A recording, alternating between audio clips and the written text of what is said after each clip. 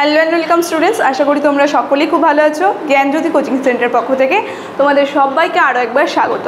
তো আমি মীরা ম্যাম, আমি আজ তোমরা যারা বাঁকুড়া ইউনিভার্সিটি আন্ডারে পড়ছো, তোমাদের ডিএসসি সেকেন্ড সেমিস্টার মাইনর আর মেজর পেপার 1 বেঙ্গলি যে রয়েছে, সেখান থেকে আজ যেই টপিকটি বা যেই বিষয়টি নিয়ে আমি আলোচনা করব সেটা হচ্ছে তোমাদের বাংলা কাব্য সাহিত্য রয়েছে যে তোমাদের সিলেবাসে, সেই কাব্য সাহিত্যে জীবনানন্দ দাশের যে কবি প্রতিভা রয়েছে, তার কবি প্রতিভা সম্পর্কে কিন্তু আজ আমি তোমাদের সঙ্গে সংক্ষিপ্ত আকারে আলোচনা করব। অবশ্যই ভিডিওটি শুরু থেকে শেষ অবধি দেখার চেষ্টা করবে। তাহলে আলোচনাটি আমি শুরু করছি। দেখো, বলা হচ্ছে রবীন্দ্রনাথর কালে সবচেয়ে স্বতন্ত্র চিহ্নিত কবি ছিল জীবনানন্দ দাশ। মানে রবীন্দ্রনাথ ঠাকুর যে রয়েছে, তার পরবর্তীকালে সবথেকে স্বতন্ত্র চিহ্নিত কবি যদি আমরা দেখি, তিনি হচ্ছে কবি জীবনানন্দ দাশ। কি বলছেন? তিনি নির্জনতার কবি, প্রাকৃতিক কবি, তারপরে সময়ের কবি, এবং তাকে রোম্যান্টিকতারও কবি কিন্তু বলে কিন্তু চিহ্নিত করা হয়ে থাকে। ঠিক আছে, কি বলছে? তার মনে হয়েছিল যে সকলেই কবি নয়, কেউ কেউ কবি। বলছে মানে তার একটা কবির প্রতি ধারণা ছিল যে সকলেই কবি হয় না, কেউ কেউ কবি হয়। কি বলছেন তিনি? যে তিনি বিপন্ন বিস্ময়ের কবি। আমরা দেখব বিপন্ন বিস্ময়ের কবি কিন্তু তিনি ছিলেন। তার যে একটা প্রকৃতির প্রতি যে একটা প্রেম, ঠিক আছে, প্রাকৃতিক প্রেম, সেই সমস্ত বিষয় কিন্তু তিনি খুব সুন্দরভাবে তার কাব্যগুলির মধ্যে কিন্তু তিনি প্রদান করেছেন। কি বলছে? দেখো, যে জীবনানন্দের কবিতায় আবেদন আমাদের মস্তিষ্কের কাছে। বলছে যে ইতিহাস চেতনার সঙ্গে সময় চেতনা এবং কাল চেতনা মিলেমিশে রয়েছে তার কবিতায়। আমরা দেখব ইতিহাস চেতনা যে রয়েছে, সেই চেতনার সঙ্গে কি বলেছে, কাল চেতনা, সময় চেতনা, এই দুটো জিনিসকে কিন্তু মিলিয়ে কিন্তু তিনি তার কাব্য জগতে কিন্তু প্রকাশ করেছিলেন, বা কাব্যে কিন্তু প্রকাশ করেছিলেন।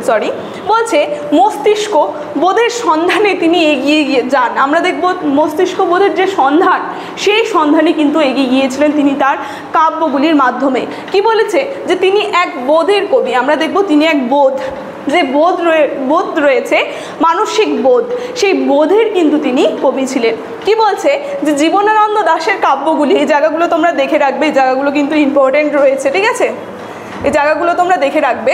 বলা হচ্ছে তার বিখ্যাত যে কাব্যগুলি ছিল, যেগুলো তিনি লিখেছেন, সেটা হচ্ছে ঝরা পালক, সালটা হচ্ছে 1927। তারপরে রয়েছে ধূসর পাণ্ডুলিপি 1963, ঠিক আছে, 1936। তারপরে রয়েছে বনলতা সেন। এইগুলো তার এক একটা কিন্তু বিখ্যাত কাব্য, ঠিক আছে, বিখ্যাত কবিতা।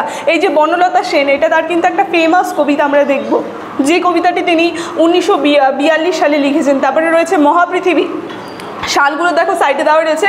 মহাপৃথিবী তিনি লিখেছেন 1944 সালে। তারপরে বলেছে 60টি তারার তিমির, ঠিক আছে, এই কবিতাটি তিনি লিখেছেন 1948 সালে। তারপর তার আরেকটি কাব্য রয়েছে রূপসী বাংলা। এই কাব্যটিও কিন্তু তার প্রচণ্ড ফেমাস।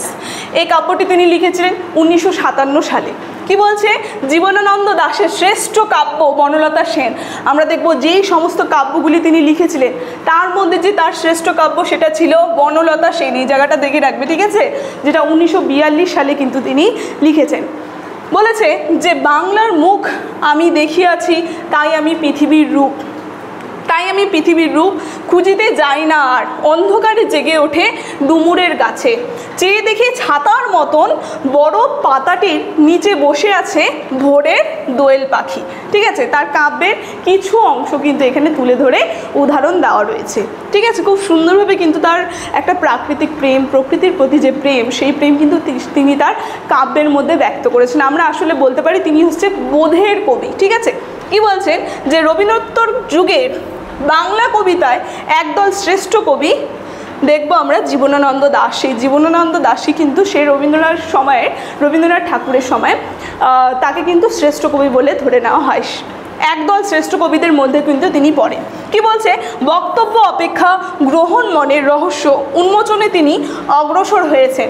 বলেছে জটিল জীবনের জিজ্ঞাসার কবি জীবনানন্দ দাশ। আমরা দেখব জটিল জীবনের যে জিজ্ঞাসার কবি, তাকে কিন্তু বলা হয় কবি জীবনানন্দ দাশকে।